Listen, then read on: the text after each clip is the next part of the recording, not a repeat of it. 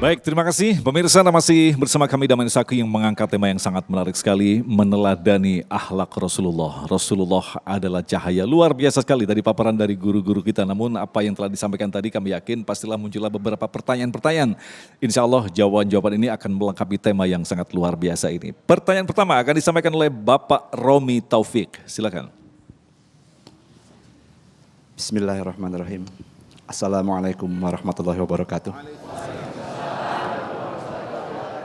Alhamdulillah, afwan Ustadz, nama saya Romi Taufik Sudrajat.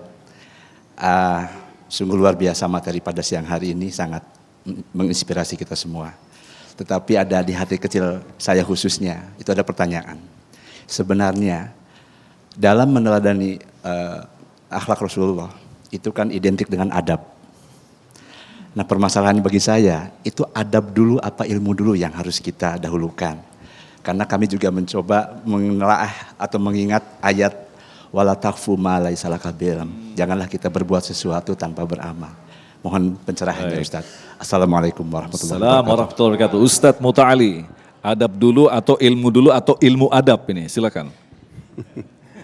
Baik, sebetulnya tidak bisa dipisah antara adab dengan ilmu.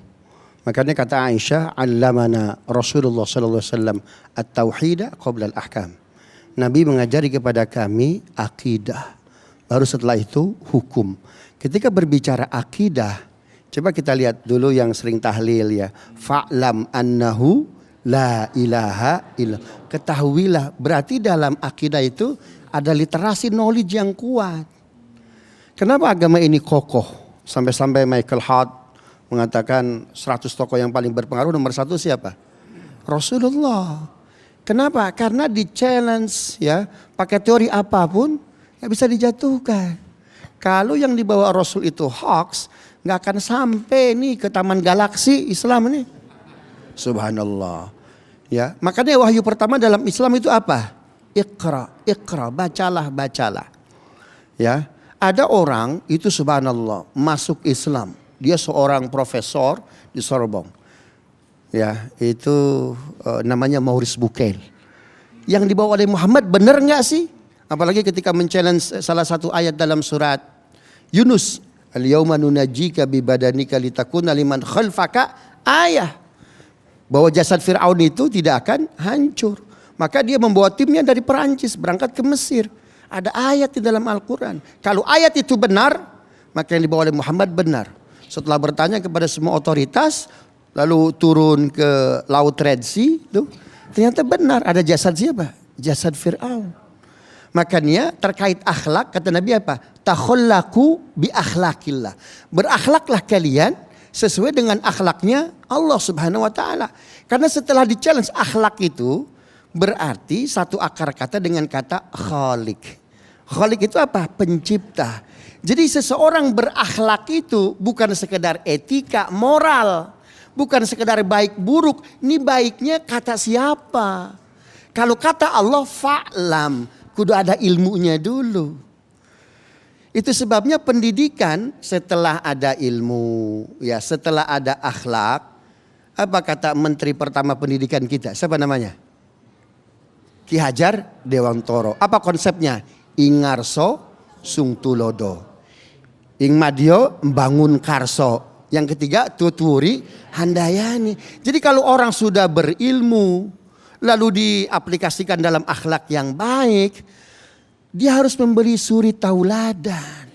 Maka tuturi handayani gampang. Subhanallah. Itu sebabnya tugas Nabi itu bukan wa yu'allimuhumul kitab. Pertama apa? Wa yuzakkihim. Membersihkan dulu. Proses ta'lim wa ta'allum KBM, kegiatan belajar mengajar, itu enggak berbicara hak dan kewajiban. Kalau orang kuliah, orang sekolah berbicara hak dan kewajiban, SPP-nya berapa, uang pangkal berapa, maka dia keluar, saya mesti kerja yang cepat balikin modal. Kan begitu tuh. Tapi kalau kita menuntut ilmu, mencari ilmu, karena ilmu gak pernah salah kok dituntut. Mencari ilmu, tuh subhanallah. Itu pertama Pak, yuzakkihim, membersihkan. Karena nggak kurang bangsa kita, profesor doktor nggak kurang. Tapi nggak kurang juga yang pakai baju orange. Mereka. Kenapa? Karena dimulainya dari wayu alimhumul, dari ta'lim wa ta'allum dulu. Belajar mengajar, hak dan kewajiban. Padahal tugas Rasul yuzakihim, membersihkan. Jangan sampai bahwa kita hidup ala kadarnya. Kita ada Allah yang mengadakan kita. Jadi tentu dari mana? Dari ilmu dulu.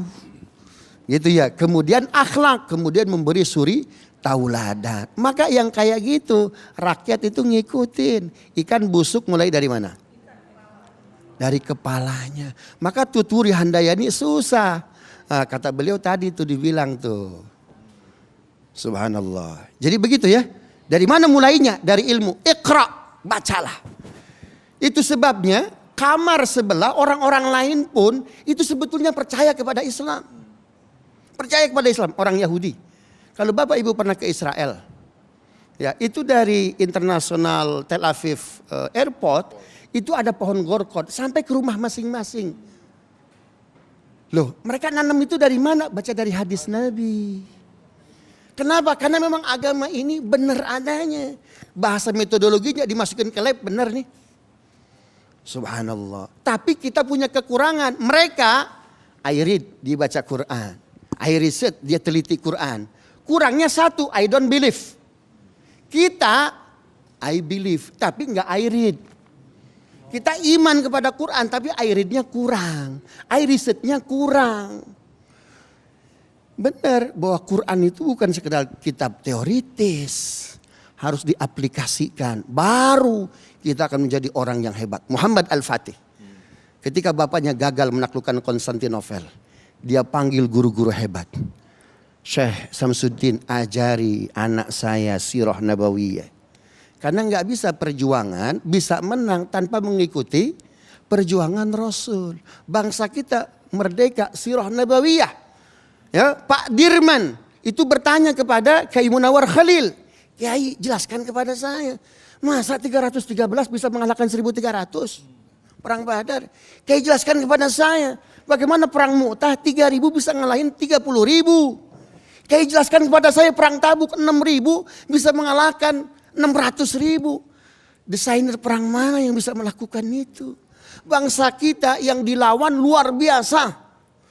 5 negara Eropa, negara besar. Inggris, Perancis, Portugis, Spanyol, Belanda. Nggak kebayang kita hari ini ngelawan Belanda. Apalagi main bola. Jelas kalah gitu. Subhanallah. Ya, ngelawan Jepang. Subhanallah. Begitu itu ya. Menangnya karena sirah nabawiyah. Karena keimanan. Terima kasih Ustadz. Selanjutnya Ibu Asmariah yang akan dijawab oleh Ismariah yang akan dijawab oleh Ustadz Jumharudin. Silakan Bunda. Bismillahirrahmanirrahim. Assalamualaikum warahmatullahi wabarakatuh. Saya Wismaria, mewakili ibu-ibu yang lain barangkali. Pertanyaan begini, tadi Bapak Ustadz mengatakan bahwa di dalam hati kita ada cahaya ya Pak ya.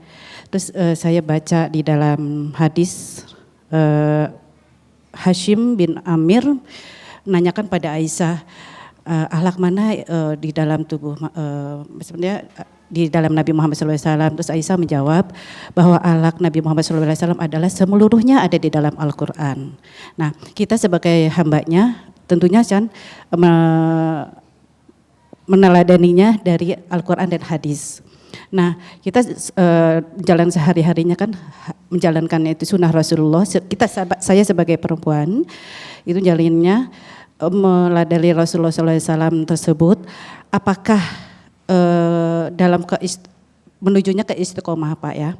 Istiqomah di dalam perjalanan saya itu masih itulah ya Pak turun. Apakah itu dalam tidak mendapatkan rahmat atau cahaya? Baik. Itu tadi Bapak Ustadz mengatakan seperti Baik, itu. Bunda. Terima kasih. Istiqomah yang sedikit tidak istiqomah gitu maksudnya. Silakan Ustadz. Bagaimanakah kita mampu mengikuti cahaya Rasulullah sedangkan kita ini selalu berubah-ubah, intinya di situ. Nah, subhanallah. Luar biasa ya. Apa yang kita lakukan karena sesuatu yang berubah, maka akan berubah. Dan semua selain Allah berubah. Maka apapun yang kita lakukan karena selain Allah pasti tidak akan istiqomah. Karena selain Allah itu pasti berubah. Ya Bu? Ibu mengatakan ini karena si fulan. Ya si fulannya nggak ada, berubah. Ke Majelis Taklim karena ketua DKM-nya. Ketua DKM ganti, nggak ke Majelis Taklim lagi. Jadi yang membuat kita istiqomah yang pertama adalah karena kita melakukan itu atas motivasi sesuatu yang tidak pernah berubah. Yang tidak berubah itu cuma Allah. Maka semua yang kita lakukan karena Allah pasti kekal. Tapi semua yang tidak kita lakukan karena Allah pasti tidak akan kekal. Maka yang kemarin Ramadan rajin ke masjid, hari ini nggak ke masjid, dia bukan hamba Allah, tapi hamba Ramadan. Hamba Ramadan. Yang kedua, ibu-ibu sekalian yang dimuliakan Allah Subhanahu wa taala, yang membuat kita istiqomah adalah karena kita merasakan halawah, rasa manis dalam ketaatan. Makanya waktu kita meminta di Al-Fatihah, ihdinas siratal mustaqim.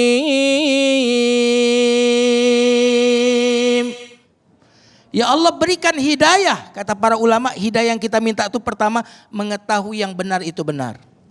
Ini cahaya. Ya, karena cahaya itu membuat kita jelas yang salah dengan yang benar. Yang kedua adalah mampu melakukan kebenaran. Yang tahu kebenaran, mampu melakukan kebenaran, itu hidayah yang kedua. Yang ketiga yang kita minta dari hidayah itu bukan cuma mengenal, tahu kebenaran, mampu melakukan kebenaran, tapi mau melakukan kebenaran. Rata-rata kita tidak melakukan kebaikan bukan karena tidak mampu, bukan karena tidak tahu, tapi karena tidak mau. Dan di akhirat nanti kita tidak akan pernah menyesali perbuatan yang tidak kita lakukan karena tidak mampu. Tapi semua kita akan menyesali perbuatan yang sebenarnya kita mampu lakukan lalu kita tidak lakukan. Hidayah yang ketiga. Hidayah yang keempat baru lahirnya amal. Jadi amal itu lahir karena apa? Yang pertama tahu kebenaran, mampu melakukan kebenaran. Yang ketiga adalah mau melakukan kebenaran. Yang keempat adalah lahirlah perbuatan atau amal soleh. Tapi amal soleh ini gak akan istiqomah kalau tidak ada hidayah yang berikutnya. Apa itu? Halawah, rasa manisnya beramal. Dan ingat, tidak akan pernah bercampur antara orang yang masih menikmati maksiat dengan manisnya amal. Siapa yang masih merasakan manisnya maksiat, maka dia tidak akan pernah merasakan manisnya amal soleh. Tapi siapa yang sudah merasakan nikmatnya amal soleh, maka tidak akan terasa nikmat lagi kemaksiatan. Baru kalau sudah rasa manis ini, hidayah yang berikutnya adalah al-istiqamah. Apa Bu? Istiqamah itu akibat kita telah mencicipi rasa manisnya. Nah, Nabi SAW bersabda, "Thalathun man kunna fihi wajada halawatal iman." 3 hal yang kalau ada pada orang maka dia akan mencicipi manisnya iman. Apa itu? Ketika Allah dan Rasulnya lebih dia cintai daripada selainnya. Jadi ketika namanya dalam bahasa ilmu tazkiyatun nafs adalah himmah. Apa itu himmah? Himmah itu adalah suatu keinginan yang kalau kita belum dapat kita akan gelisah, kalau kita dapat kita akan bahagia. Itulah himmah. Ada orang yang himmahnya dunia, kalau dapat dunia gembira, tanggal muda kelihatan cerah. Berarti himmahnya adalah dunia. Tapi orang-orang yang beriman, himmahnya adalah surga, himmahnya adalah salat malam, himmahnya adalah tilawatul Quran. Seorang wanita hitam berkulit hitam kena penyakit ayan. Tahu kan kalau penyakit ayan? Lalu mendatangi Nabi. Ya Rasulullah, aku ini punya penyakit ayan. Doakan aku ya Rasulullah agar Allah menyembuhkan aku. Lalu apa kata Rasulullah? Kalau aku doakan kau sembuh.